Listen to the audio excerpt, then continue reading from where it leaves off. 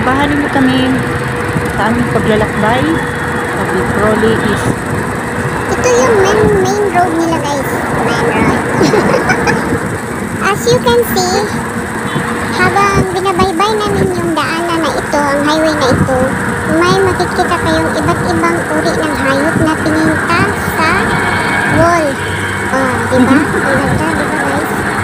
as you can see, makikita ninyo yung mga iba't ibang uri ng hayop kagaya ng flamingo, unggoy, tiger, usa, ano ba ba yan? Ano ba bang makikita ninyo guys na hindi ko na banggit?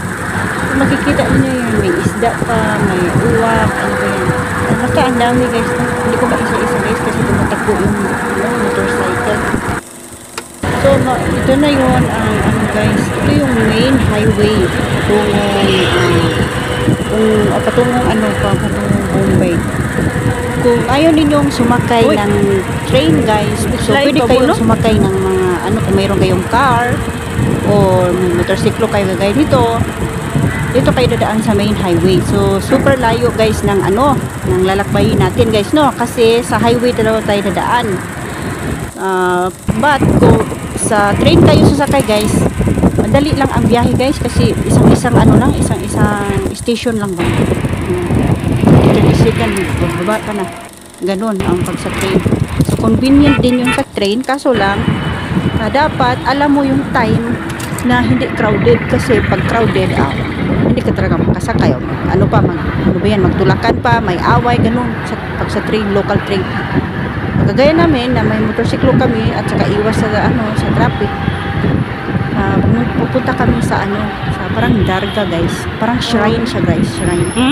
Kasi na kami ba, may kami promise na pag magiging okay ang lahat, punta kami doon at magpapakain kami ng kahit ilang tao lang guys.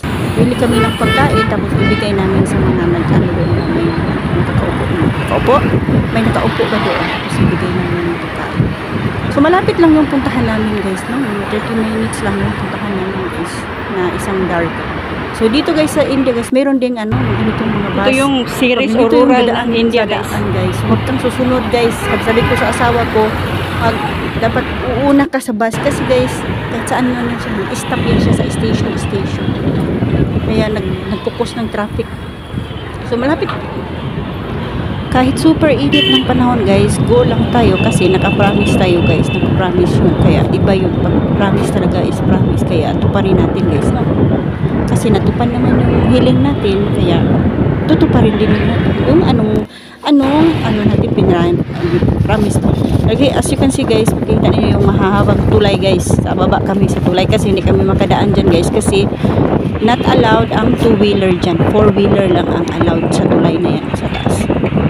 So mahabang tulay yan guys. So, as you can see guys, develop na talaga yung Mumbai guys. So nandito nga pala kami sa part ng Mumbai, sa Maharashtra state of Maharashtra. So as in, develop na talaga yung place na ito.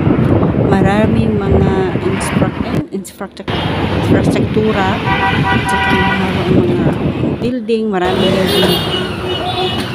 Kaya napadaan kami dito na sa gas station guys. Wala itong mag-bus Uber. Ay, hinihingal ako. Ayun yung gas station guys. Petrol pump dito guys. So dito kami guys. Palakbay kami. Papuntang kami doon sa dapat nito. Malapit na kami guys, no? So ito, hindi masyadong traffic ngayon guys kasi super init na yung panahon. Pumapalo sa 46 degrees Celsius yung temperatura ng init. Kaya please lang namin kasi pag hapon kami punta dahil sa super crowded at saka super traffic na. Kaya ganitong oras kami sa talaga afternoon talaga kami pumunta para iwas sa traffic at saka makauwi ng maaga. So as you can see guys, nakita ninyo yung marami dito yung mga tulay. So dito na tayo guys, no? So transport tayo ng They're running in the different road. Para makapunta na tayo doon sa place kung saan kami dapat na punta. So ito guys, ito yung uso dito na mga guys, auto rickshaw ang tawag nila dito guys. By meter yan sila guys. Upo mo lang 23 rupees na agad. Ito yung Pilipinas is bao-bao.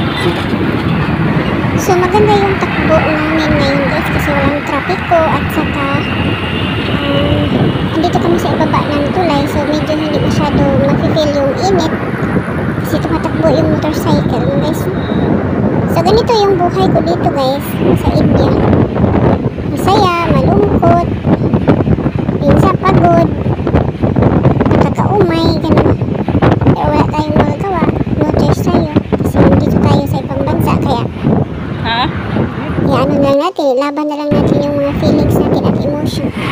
So, dito guys, kikita ninyo ito guys, yung missiles ba ito guys? Rocket pala guys, na ini-launch ng India sa year 2023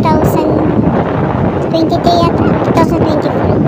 So, as you can see guys, malapit kami sa airport guys, kaya ibaba talaga yung mga airplane. Makikita ninyo yung mga airplane na sa ibaba. Ay, nahulog ang airplane. So, dito na tayo guys. Bumili na kami ng pagkain guys na ibibigay namin sa mga tao. Bye guys!